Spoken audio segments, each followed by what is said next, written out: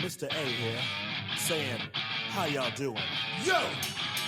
Are you ready to rumble? Or should I say tumble? Cause I don't stumble or fumble like a Gregor Brian Gumbo. Standing on the ground, flat beat, work, coming worms and germs. And I'm doing it on my terms. Intellectual, a little bit of militant. Welcome to the Rumble. We are back and better than ever, helping you stay ready so you don't have to get ready. We don't want you sucker punched.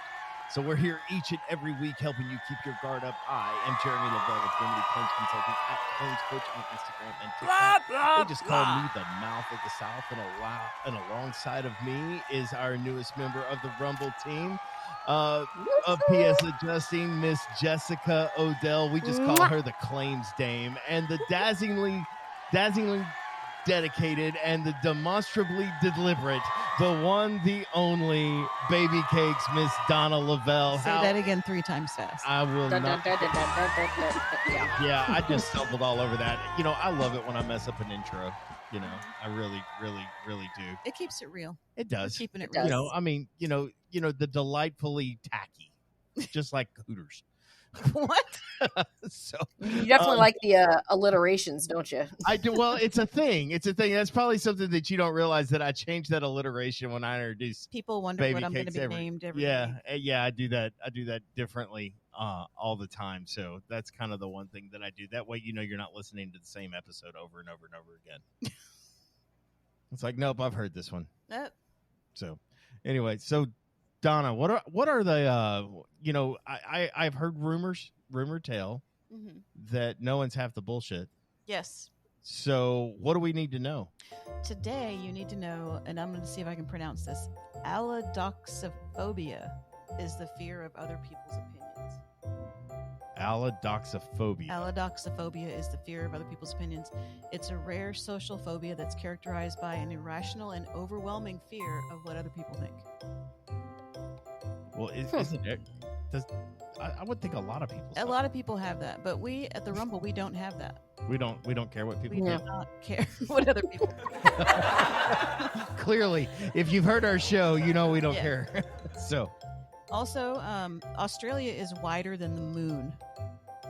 I don't know how they measured that, but apparently it's Australia is wider than the wider moon. than the moon. The moon. Speaking of, did you guys see Elon Musk's Starlink go across the sky last night? Went across Texas. I had no idea what I was looking at and thought it was the coolest thing. I was like, is that a convoy of like Go outside. helicopters or something? I was like, no, that's too high. What? It was the coolest thing I think I've ever seen in the sky. It really was. You should Google that. Starlink in the sky. I It's wonder really if they cool like looking. use like a Starlink in the sky. That's an Elon Musk thing, right? You said that. You said that. I wonder if that's what they do. What do you mean? Because I know that back in the day, Eagle View was not taken with drones. They used it from satellite. You know what That's I'm right. saying? Do they Yeah, like so this- you launch a bunch of satellites up there and it looks like these stars all in a convoy. It's just the coolest looking thing. And they were all taking roof photos. They were all. They were up there.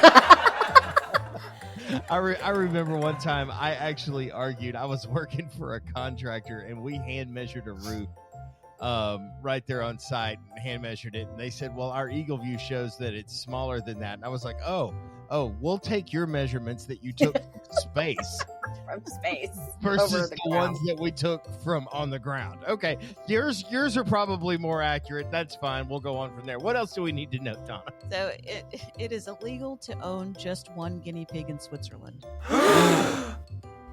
They're apathetic toward everything else, but they care about their guinea pigs. They care, yeah, and whether or not they're lonely. Yep, because it's considered animal abuse because they're social animals and they get lonely. So you have to have more than one in Switzerland. Well, dogs are social animals. I didn't see anything about Yeah, that. but they can be social with humans. That Yeah. we can Okay. feel like a part of a pack with dogs. Yeah, But guinea pigs okay. don't. guinea pigs. Guinea Hmm. pigs. They Yeah. do what they want. Mm. They're a bit. They do it in pairs. They're a bit more fascist, Yes. right? Yeah. It's not. I'm not gonna associate with the likes of your kind. Yeah. Just my kind. hmm So guinea pigs are fascist. I had no idea. And there you have it. And now you know. Knowing is half the bullshit. Thank you so very much, guys. Welcome. We are continuing our conversation about working different catastrophes, though most of this has been centered around talking about hurricanes, much like our last episode. We're just going from that from a point, but I know that a lot of you work a lot of different kinds of catastrophes, whether it's the wildfires in California. Obviously, Hawaii is dealing with a considerable fire problem right now. But even in states like Texas and Colorado, where we see significant hailstorms come through, whether it's a tornado in Oklahoma, whether it is a blizzard up in the Northeast or a microburst that might happen up in the Northwest, guys, we see all sorts of catastrophes, and understanding what it is like to work these places from a remote area. So if you're traveling to these areas, there's some things that you definitely need to know. If you missed our last episode, I encourage you to go back and what it looks like to prepare to go work one of these things. And today we're going to be discussing in detail what it's like when you're there, you know, and the things that you need to know while you're there. And this information is going to come to you in 3 separate rounds. When you hear this sound, you know that the round has begun. And when you hear this sound, you know that the round is over. Again, this is merely a discussion between Jess and I. This is not a debate show, because it is you that is actually in the Rumble each and every day, slugging it out with the different carriers and different people that are involved through the claims process.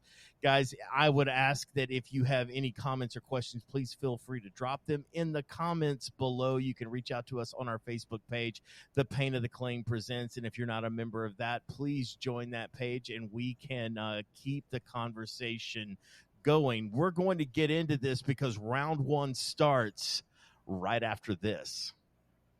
Public adjusters, listen up. It's Jeremy Lavelle, owner of Remedy Claims Consulting, host of The Rumble, and most importantly, your claims coach. Public adjuster training is one of the hardest things to find. Sure, you can take some online seminars, you can show up to conferences, but none of them tailor training just for you until now. Whether you need to learn how to estimate, scope, negotiate, or prospect, I can help you drill down on the skills you want to develop.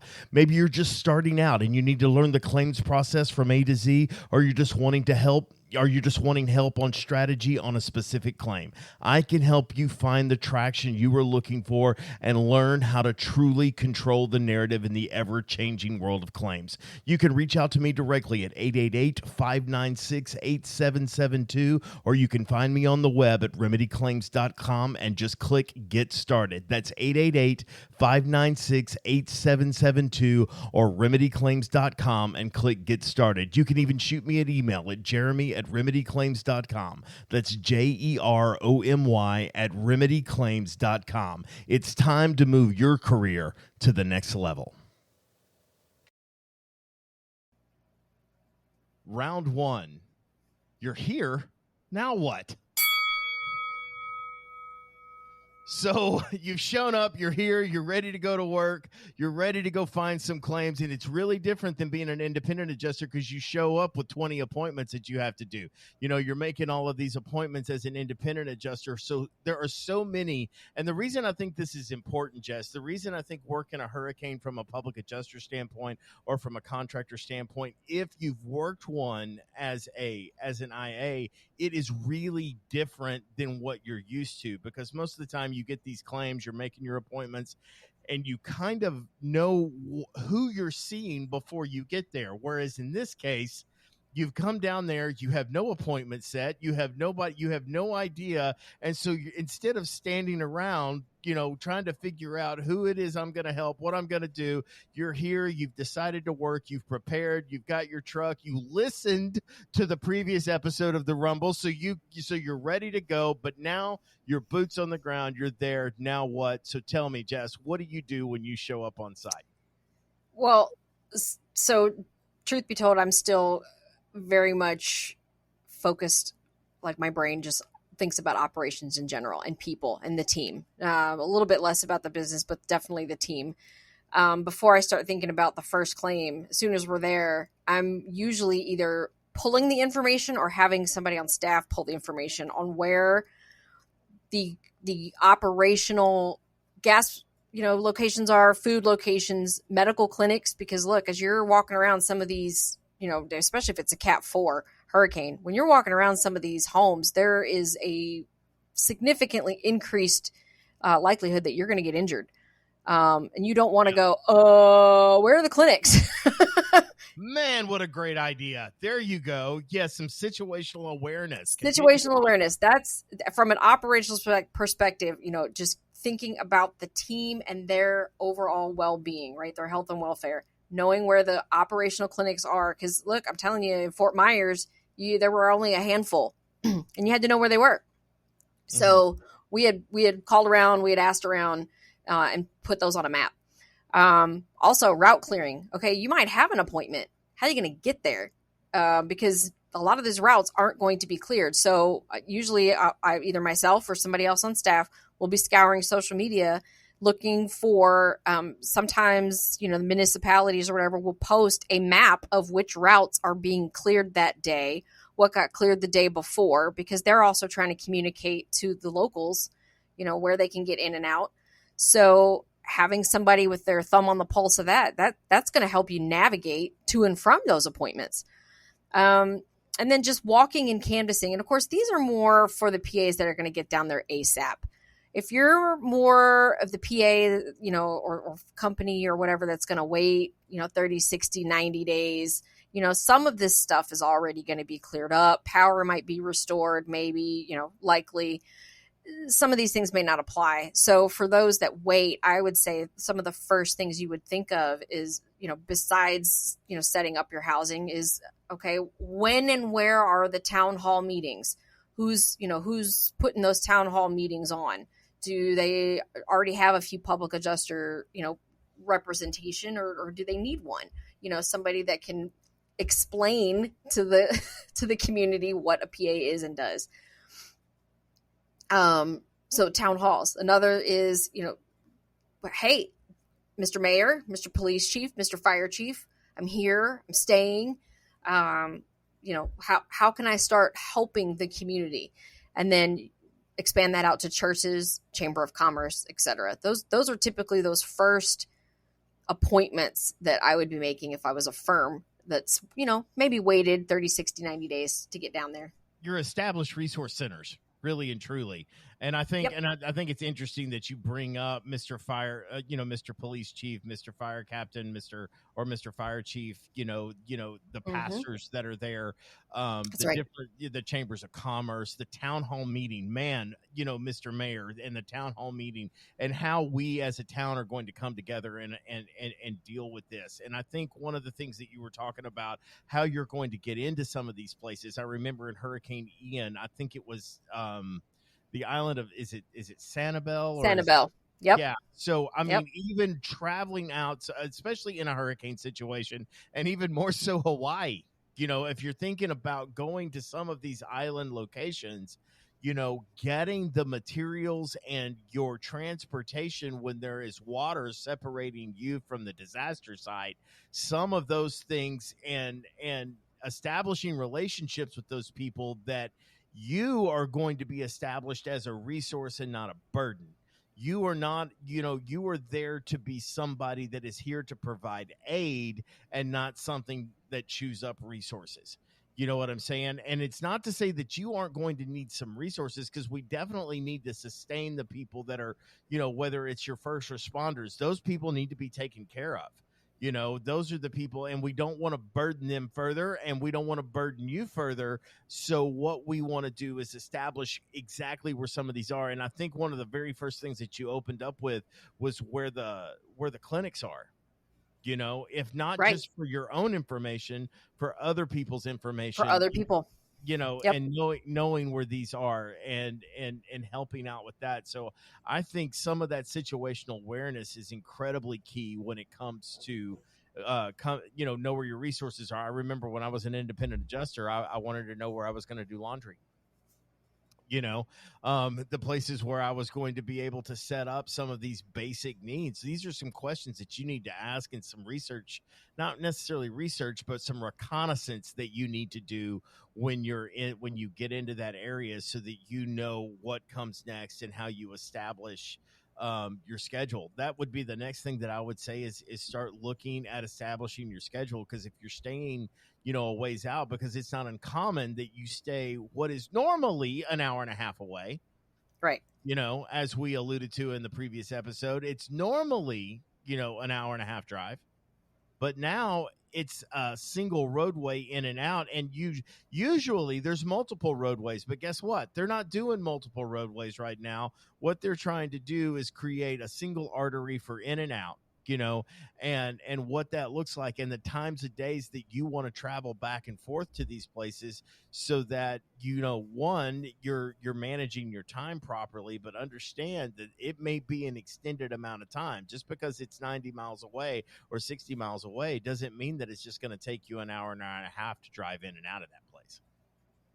And going back to the town halls, it's not just the city town hall type meetings, but it's also like the hurricane claim type, expos and those types of town halls. Some that are typically they're sponsored by an attorney, or maybe a couple of attorneys, or maybe a couple contractors get together and sponsor one.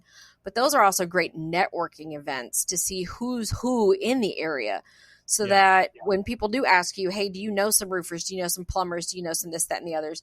Yes, there are the locals there. And of course you would want, the locals, to be fed and helping their community. But by the time you get there, they're already overloaded. I mean, everybody knows the locals. So helping kind of develop, and I know I'm about to date myself here, but developing that Rolodex of experts, somebody that, because, and we tell people all the time, our clients, we say, look, we can't recommend this contractor or that contractor or whatever. We don't want to play favorites. We don't want to get into that or anything. But look, we have a list of folks that do work this area.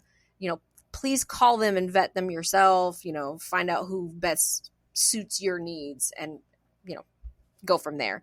So, but a place to gather those names and those business cards are those hurricane expos.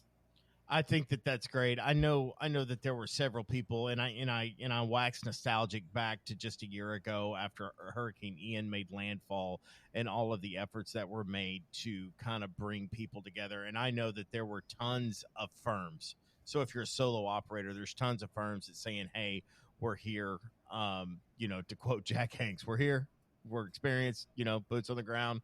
Call us if you need us," that kind of thing. And those calls typically go out because they're looking for bodies and people to help to run the claims that they've already got coming in, because a lot of these people already have interest in the area, especially when it comes to some of these larger commercial losses. And look, you want to address some of these commercial losses because they're part of the infrastructure that's going on there at the disaster location, and so you want to plan, you want to plan to work on those areas, because look, everybody needs help. Everybody needs help.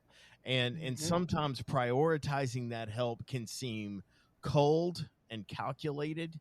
So, again, look at some of these places where other people are setting some of these priorities in place. You don't want to come in and try to reinvent the wheel, so to speak. So work with some of the local people that are there.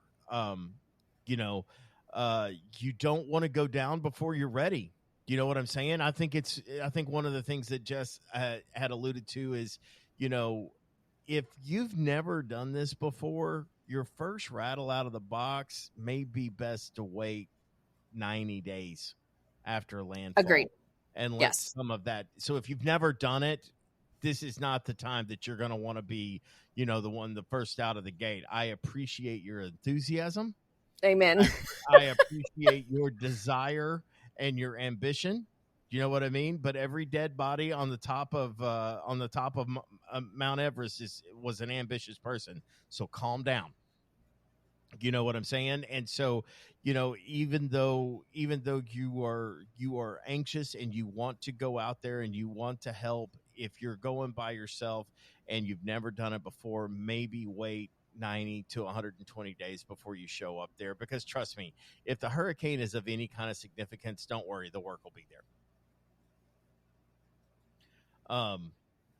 is there anything else? I mean, I think when we show up and we kind of want to help, my biggest advice, and I feel like a broken record at saying this, is work with the people that are established in the area. I think that's the Agreed. best thing, because these areas that are most commonly hit by hurricanes typically have firms that are located there that have done this before and can certainly find a place for you to be useful in that situation. I know that there are tons of really good firms in Florida that you can partner with that are within, our community.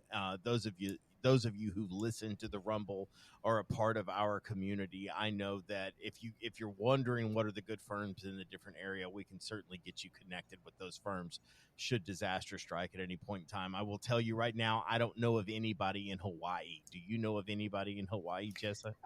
The only person I know really well is Stephen Hadhazy, but I'm not sure. I'm not sure what he's doing and what capacity, if he's got a firm or if he's just himself or a couple folks. But he's outstanding, exceptionally intelligent. I should probably reach out to him, huh? Maybe so. Hey, Steve, you all right, man? Well, because I think he was on Oahu. I used to live in Hawaii. I lived in Oahu. Went to UH for a year and Mililani High School for a couple years. Oh, wow. Yep. So where is that? I mean, just real quick while we're talking about you're here now, what? So where is that disaster centrally located? I mean, are there other islands that are unaffected that seem to be? I think Big Island was the other one. Big Island, I think, was the other one that was affected. Just, I guess, just not as severely as Maui. But okay. Yeah, it's weird because it goes Big Island, then Oahu, then there's the rest of the smaller ones in the chain. And Oahu, from what I understood, was not affected at all. But Big Island and Maui, man, yeah, Maui is just apocalyptic. Honolulu is on Oahu. Is that correct? Oahu, that's right. So some of the central port in and out of it seems to be unaffected at this point in time. Correct. But I would say Hawaii's very different. I don't know what licensure is like there. Do you have any idea, Jess? No, I don't have any idea. You'll have to check with. Trust me, I was tempted to say, "Hey, Hubs." I shot him the look, and he goes, "Don't you dare." Well, I have gone to some of the nicest places on the planet working catastrophes, and I rarely get to take advantage of what it's like. And right? I even had one guy goes, well, kind of get down there and do your work and then just extend your stay. And we'll get into this in round 3. It's like, generally, if I've ever gone into a place, I mean, there is a Jeremy-shaped hole in the wall when it's time to leave. I am not trying to stay and take in the sights. You know what I'm saying? Like, yes. I am out. I am gone. See you later. Headed home. I thank you so much. Yep. I mean, I don't even wait for I'll be back on my next rotation. Yep. I'm home before the mic hits the floor. You know what I'm saying? So that's kind of how I look at it. So, those are some things that you need to be thinking about once you arrive there. Well,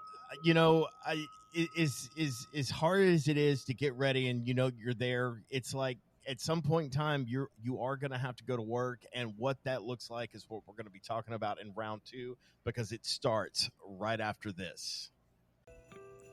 One of the most difficult claims you can work is a contents claim. It requires extreme detail and significant documentation. Ricky McGregor with Monarch Claim Services is the expert you need on your side. She will handle on-site evaluation, inventory, photo documentation, pricing, and overall contents claim organization. She will work with your team beginning to end so you can focus on the rest of the claim. Do your client a favor and call Ricky McGregor with Monarch Claim Services. You can reach her at 515-783-1434. That's 515-783-1434, or find her on the web at monarchclaimservices.com. Round 2, field protocols.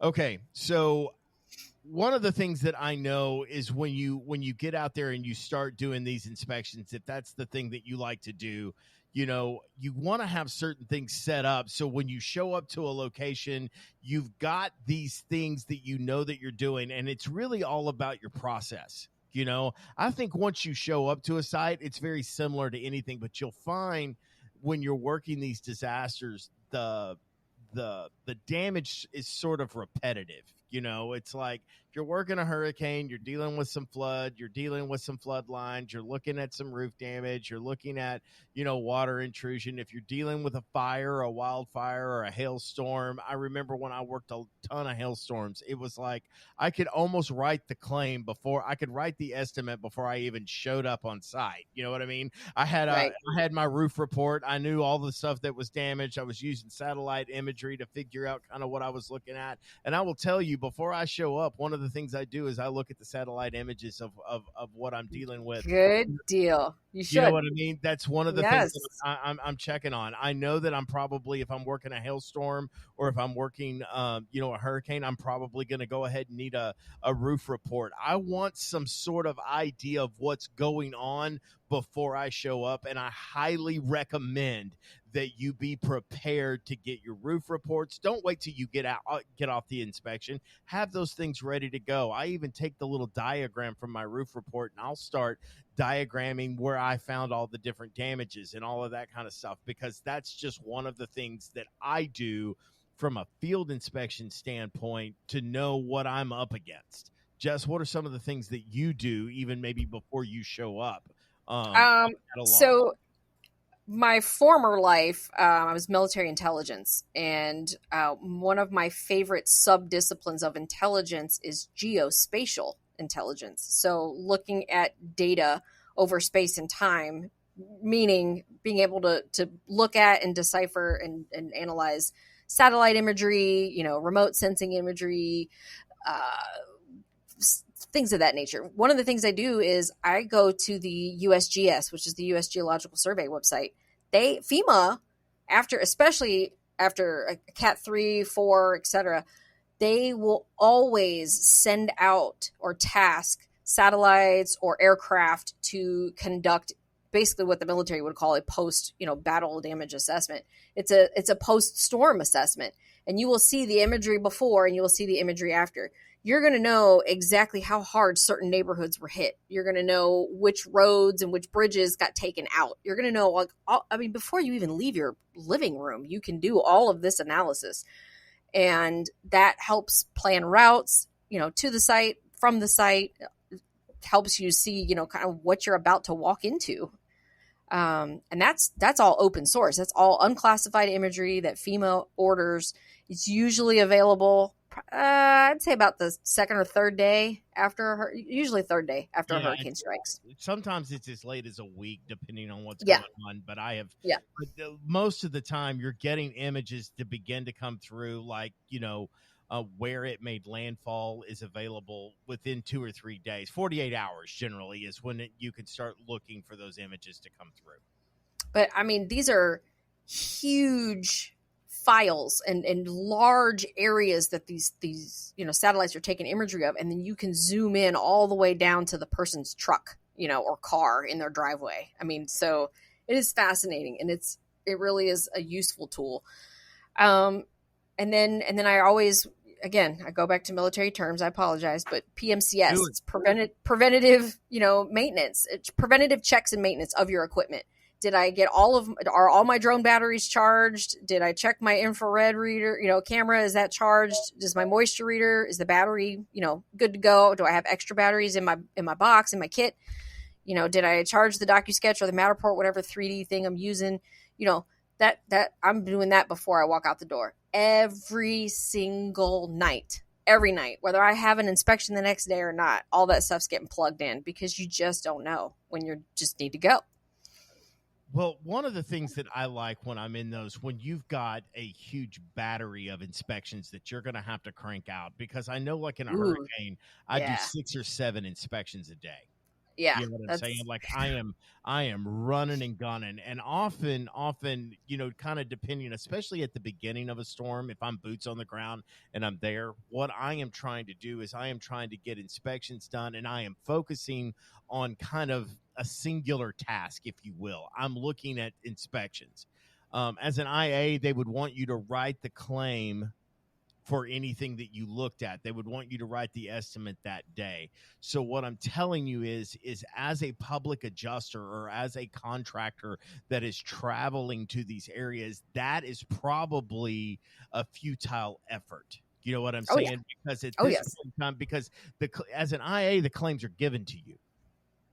As a public adjuster, you've got to go source these people.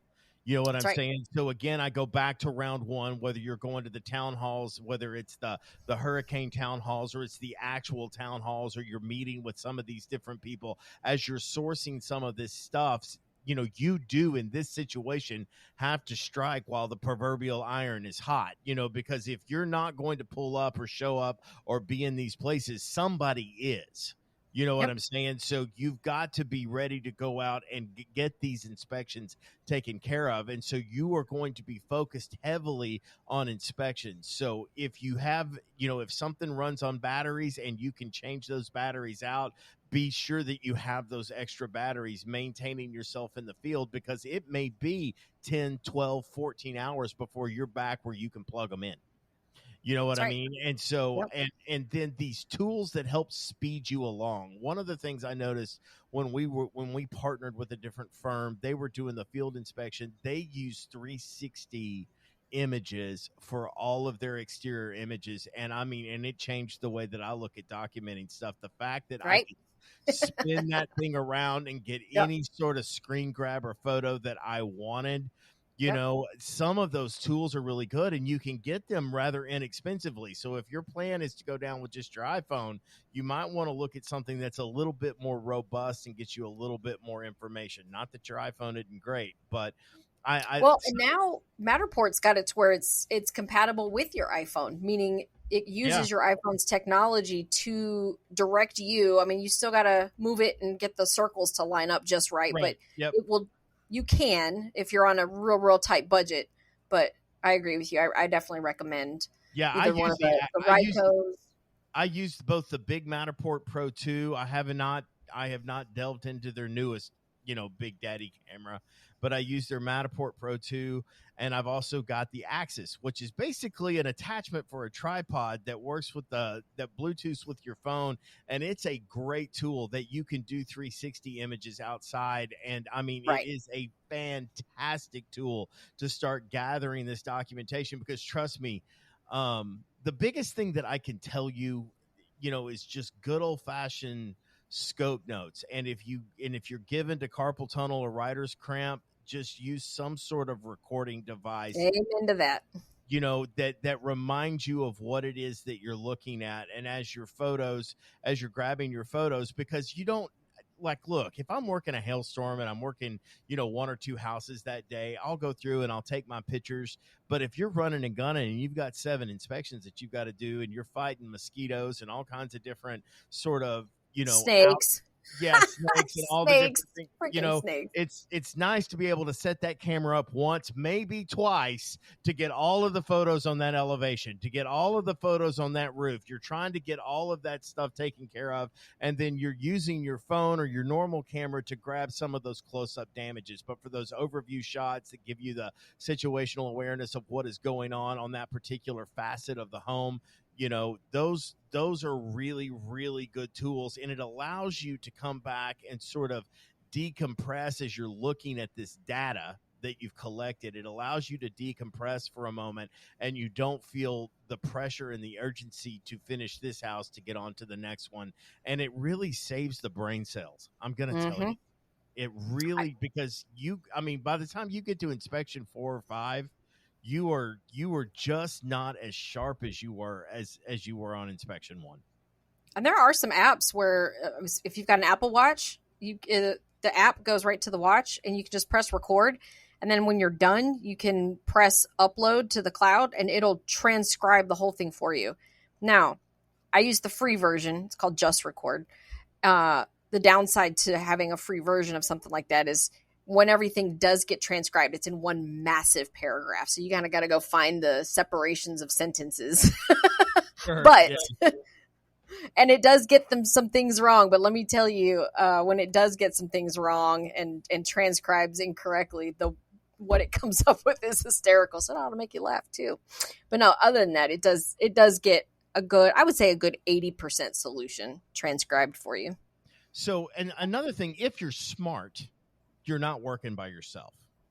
If you're smart, I'm going to tell you that. We usually have somebody do exterior and roof, and I'm usually the inside guru.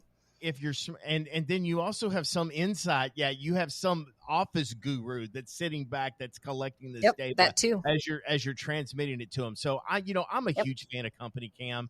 I mean, they did not pay me to say this. This is just a tool that I use. I love Company Cam because you can have like your desk adjusting kind of partner that's sitting there watching the photos come in, that they can begin to start labeling the damages as you're communicating them. Mm-hmm. You can label those things right there in the field.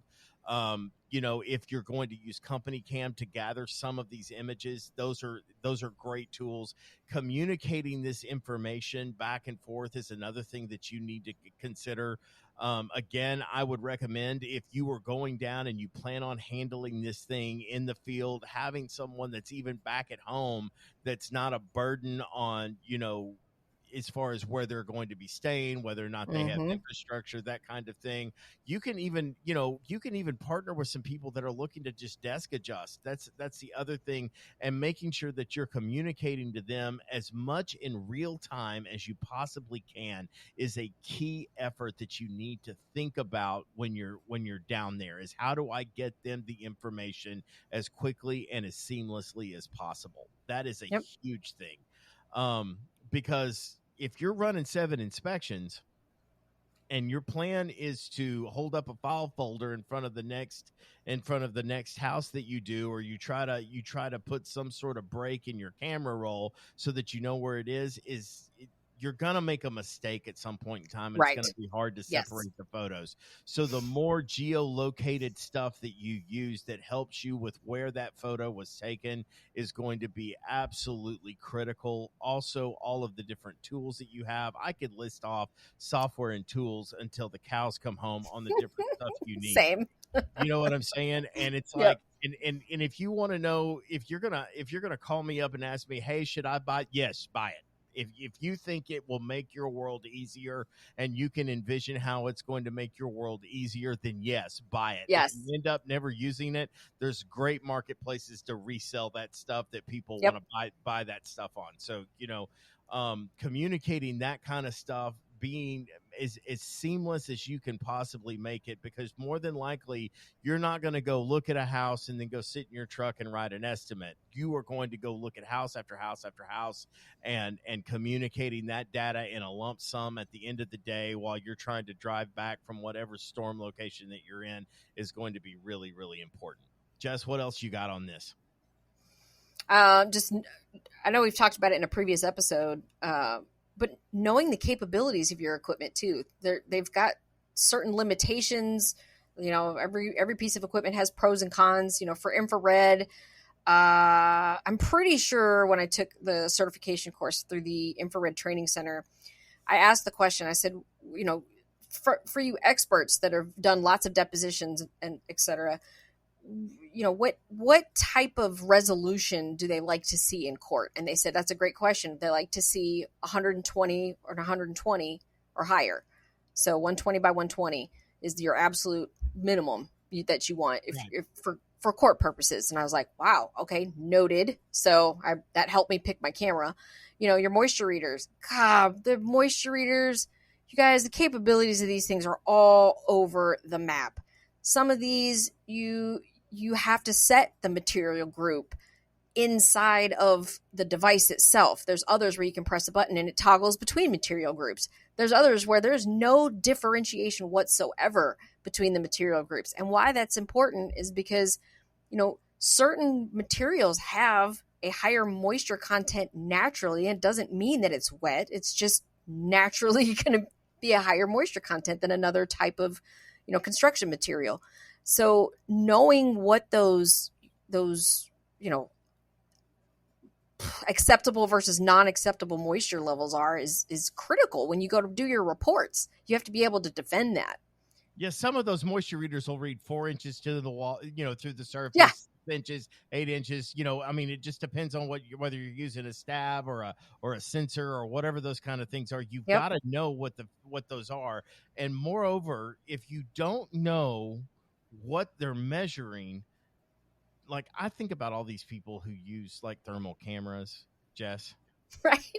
Do you know what I'm saying? And they have no idea. Yes. It's like, it's blue. It must be water. This must is be purple. That's super wet. No, it just means that there's a big temperature change, and that's about it. Yep. And sometimes, it's. I actually saw somebody claim that it was really wet, and it was like right over an air vent. I was like, yeah, it's really cold. The air vent is soaking wet. Look at that thing.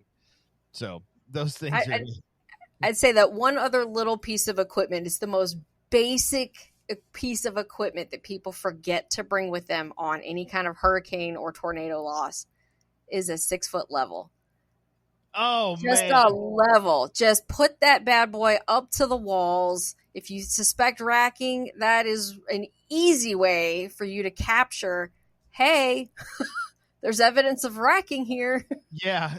You know what else I like levels for? Levels, I actually have a little torpedo level that I'll even use. It's got a pitch gauge on it, those kinds of things. But these straight edge levels, here's another really great place that a level comes into play is a lot of these areas where hurricanes come in.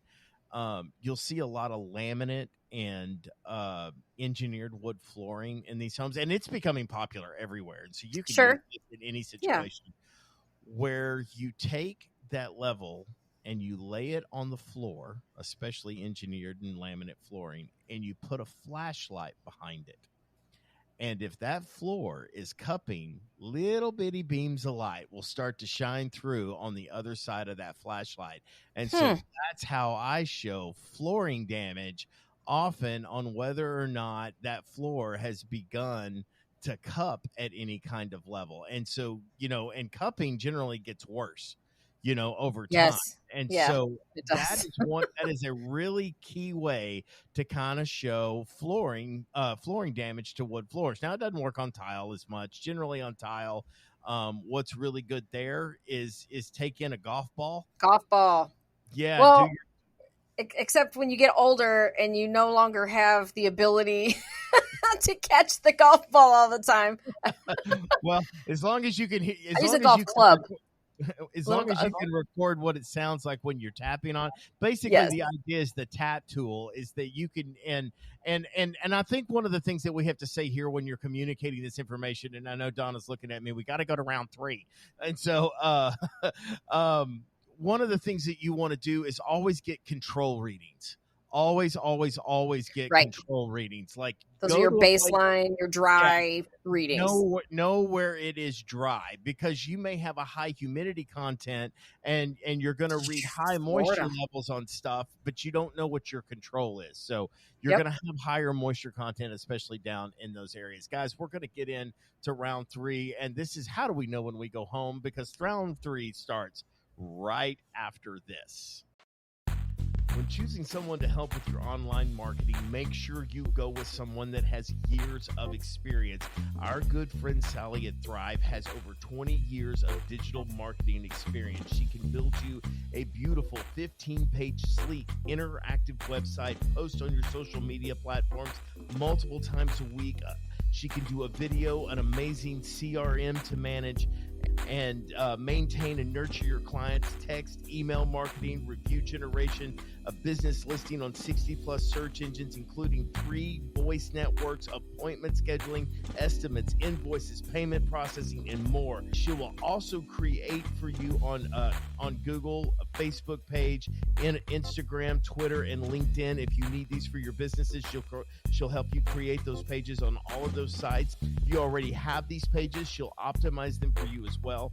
Call or message Sally today. If you want to get started, you can reach her at 214-789-1651. Again, her name is Sally Brigance. Her number is 214-789-1651. And you'll also get a landing page the day you sign up. When you send her a referral that signs up with her, she'll credit your billing account. Logos are also available. And she also offers a lead generation service and SEO, search engine optimization, where she can guarantee you to appear on the first page of Google or your money back. It is spelled THRYB. And you can find my good friend Sally Brigance, and that's spelled SALLIE. Brigance, BRIGANCE, and she can be reached once again at 214-789-1651. Round 3, when to leave. This is my favorite time of a storm, is when it's time to come home. So, I have spent extended times there, but sometimes it's really, when do you call it? When is it said, enough is enough? I have done all I can do. I can't do anymore, and it's time to load up the station wagon and come back home. What is one of the things that you're looking for, Jess, before you decide to come home? Well, one is how fast is your operational budget going out the window before you even see a first check come in? Because going back to that, it could be 6 to 8 months, like we talked about in the previous episode. You may not receive your first sizable check for 6 to 8 months as a firm. And again, I'm mostly talking about Gulf states. I've never worked, the Carolinas or anything. I'm mostly talking, Louisiana, Florida, it's not much different anywhere else. It's about the same everywhere you go. Okay. I've worked catastrophes. I've worked blizzards up in the Northeast. I've worked hailstorms and tornadoes. I have worked all kinds of things. And a catastrophe is a catastrophe. And I mean, and the most recent one that I worked that was significant, where I worked a lot of it, was the freeze, and I was localized right here. Oh, yeah, Snowmageddon, right here in Texas. Yeah, I love how we like to put a Mageddon at the end of anything. Snowmageddon. That's exactly what we were not prepared for that storm. And even to address that, infrastructure on whether or not the area that you're going in has the infrastructure to handle the peril that you're up against. Now, I went in to a blizzard up in the Boston, Massachusetts, Rhode Island, the Rhode Island area, and those guys knew how to handle a blizzard. So while they were dealing with ice dams and collapses and all kinds of stuff, you know what I mean? By and large, the infrastructure was not disturbed as much because they knew how to do it. The roadways were open because every third house has a pickup truck with a snowplow on it. So passing back and forth between those roads was not a difficult thing. Some of the infrastructure is set up for some of these perils. You know what I mean? Whereas, thunderstorms and tornadoes is something that the power company is used to here in Texas during storm season. They're ready for it, that kind of thing. What they weren't ready for is that most of our power had been diverted to wind energy. And when the wind turbines didn't have any sort of antifreeze sort of protocols in place and we couldn't produce any electricity, that's one of the reasons we shut down and went through rolling blackouts right here in Texas. We were not ready. Texas just doesn't have the infrastructure to deal with freezes. It just doesn't. It's like, that's why everybody thinks people from the South can't drive on ice. No, that's not it. Is that we don't have snowplows and people beating up, and making the roads passable. That's really the key. And so when you're working in a place that is dealing with the peril that they don't have the infrastructure to generally handle, it is going to be a bit more difficult. But I like what you said, knowing when to leave is look at your operational budget. Yep. That may make the biggest determination of when you pack your bags to go home. I don't have any money for tomorrow night's rent. I'm not going to make payroll, or I'm not going to be able to, because look, some of your operational budget, especially if you didn't separate it out from your, what we call your steady state operational budget for back at home. There's that too. You could harm your company back at home by blowing through an operational budget too fast. You really can. You know, one of the things that I like to look at, and one of the things that I think about is how much work can I handle? Right. Yes. Once I've hit my limit of how many, so it may be one claim, it may be 12 claims, it may be 100 claims, whatever it is, and what your role is in those claims is how much of that work product can you reasonably produce? Because remember, people are at home waiting on you to finish your job. That's how they get paid. Right. Is when you get done with is when you actually finish it. Because if it's going to be 3 or 4 months before you can look at somebody's, before you can sit down and get that thing estimated or send it off to some estimating service. And remember, those estimating service, if your plan is I'll just send it out to whoever at my estimating service, well, you and 13 other firms are doing that too.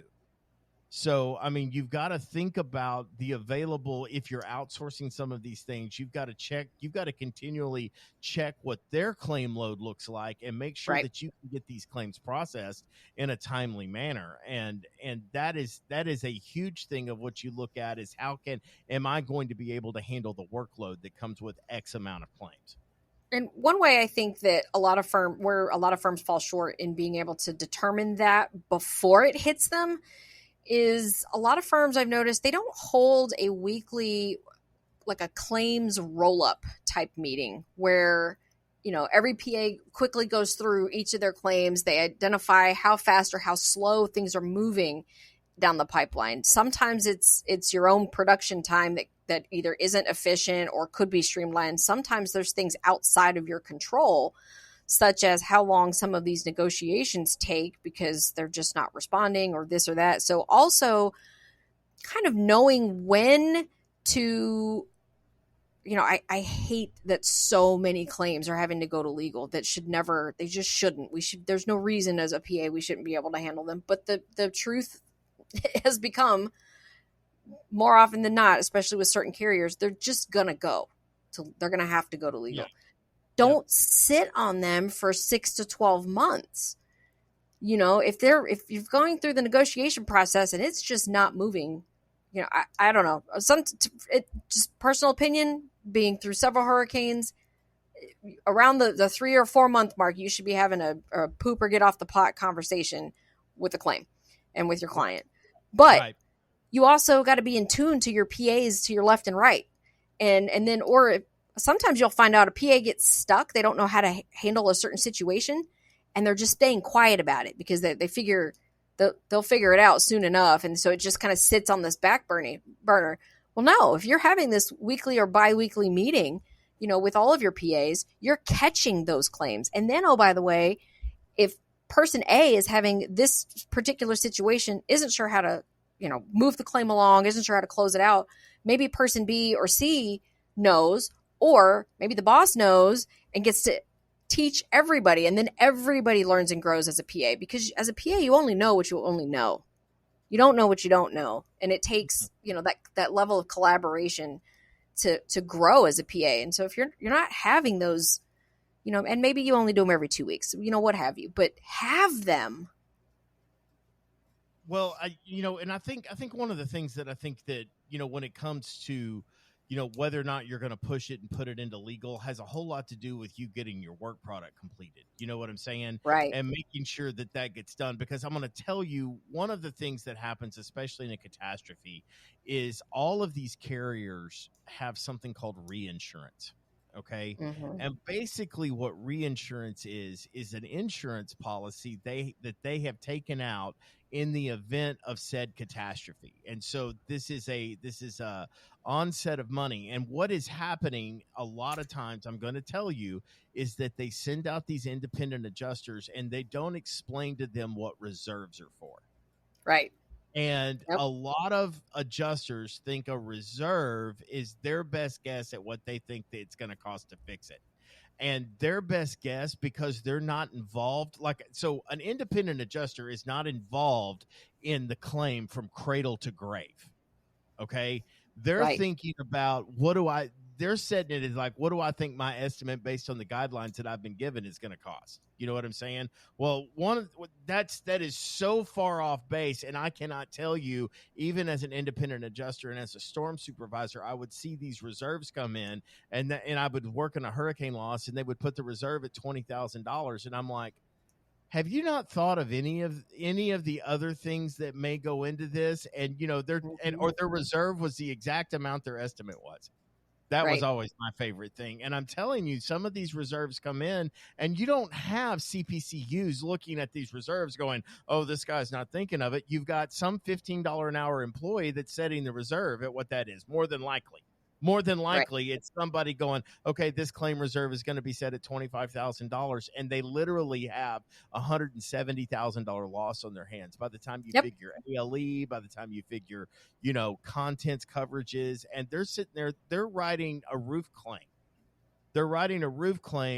And they may not even know how to write said roof claim because they're not allowed to write for flashing and chimney caps. You know what I mean? Whether or not, how to accommodate the workforce in the safety environment that's got to be created for said. They're just looking at something that is so narrow-minded. And so these reserves get set. And when you turn in a $150,000 estimate for a $20,000 reserve, the brakes lock up and it spins out of control. And so that is some of the reason these things get, because they set these reserves, which means they allocated the available money to some other claim. And now they're looking at what was supposed to only cost $20,000 now costs 6 and 7 times that much. And the reserves aren't there. So understand that that's not a battle you can fight, win, or otherwise. You know what I'm saying? That is just something that, oops, you made a mistake, and now legal does have to take care of it. And so that is why you don't need to sit and fight, because the carrier is never going to tell you, well, it's going to take us a little bit longer because we're running out of money, or we don't have the reserve set for this level of a loss. And that's why your proof of losses are important, whether you fill out the form and get it notarized, whatever your practice is there. I'm not here to tell you one way or the other what you should or should not be doing in that respect, though I have my opinions. But the proof of the loss is your photographs, your expert reports, your documentation, and your estimate that says this is how much this loss is going to cost and this is why.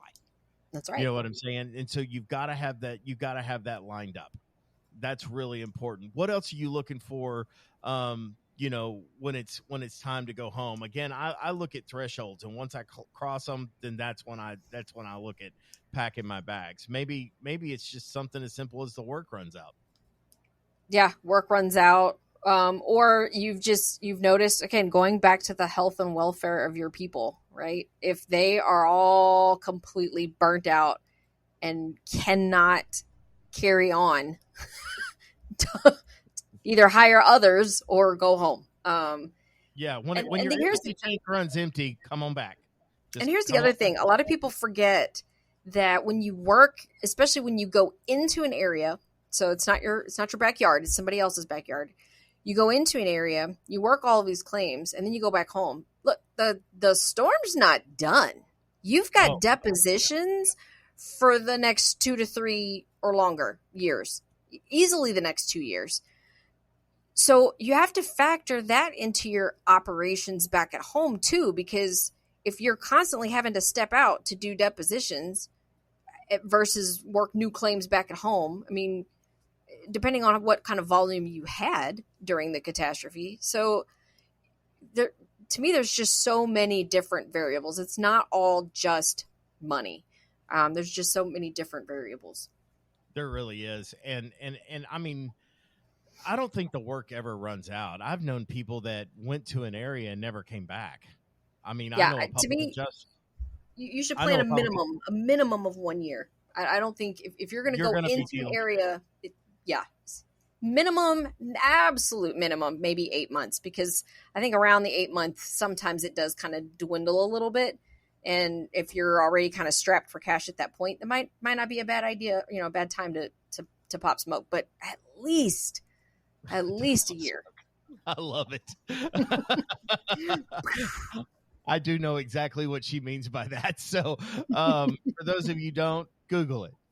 So the other the other thing that I would look at, especially if it's one of your first ones that you're going down there, I mean, I might say it's like, hey, I'm going to go down there for a month, and no matter what happens at the end of the month, I'm going to go ahead and I'm just going to come on back.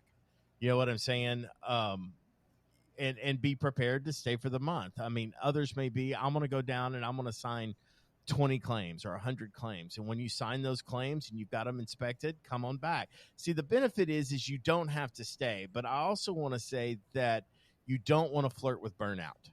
Do you know what I'm saying? And then you can't forget that just because you signed them all and inspected them all you still got joint inspections to go back to.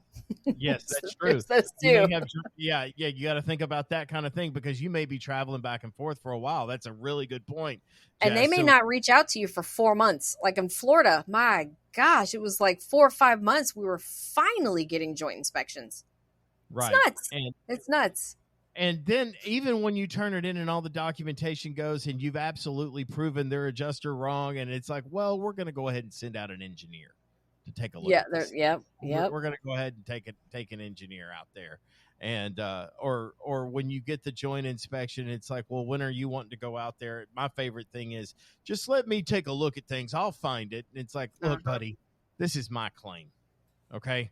This is a claim. This is a claim for benefits under a policy, and I am damn sure going to show you what it is that I'm claiming. So you can, we are definitely going to go through a process of show and tell, and I'm going to make sure you see everything. I'm not just going to go, we're claiming roof damage. We've got some window screens that are damaged, and we've got some flooring in here. No, we're going to go through the entire process of what and why we're claiming it. So be prepared for that. And understand that just because you're done with your initial inspection doesn't mean you won't have a second, third, or fourth, or fifth. Hell, there's even sixth re-inspections that you may have to go through before that claim actually gets paid. And remember, you're going to have to work them all. So, man, there it is, guys. It's a marathon, not a sprint. That is absolutely right. Jessica, do you have any parting words for these fine people listening to the Rumble right here and right now? Look, catastrophes are going to happen every single year. If you have to sit one out, it's okay. You grab the next one. That's right. Make sure you've got yourself postured good first. And that way it'll be an enjoyable experience versus another catastrophe, no pun intended. And my final piece of wisdom is don't think you're going to figure it out. Make sure you get the help, and do not subject these people who are actually living through the catastrophe subject to your learning curve. Yes. Make sure that you have the help that you need. But guys, that's all the time that we have for this episode. If you have enjoyed what you've heard, please click like and subscribe. And if you know someone that desperately needs this information, we strongly encourage you to share it. Please check us out on our Facebook page called The Pain of the Claim Presents, and we can continue the discussion and conversation over there. If you have any questions, do not hesitate to reach out. But in the meantime, we will be back next week, so stay ready so you don't have to get ready, and we will see you on the next one. Got my hand on the hammer, ready to ram you like the fire slammer jammer. Yes, we're coming up, don't even try to diminish it. I won't start it, but I damn sure will finish it.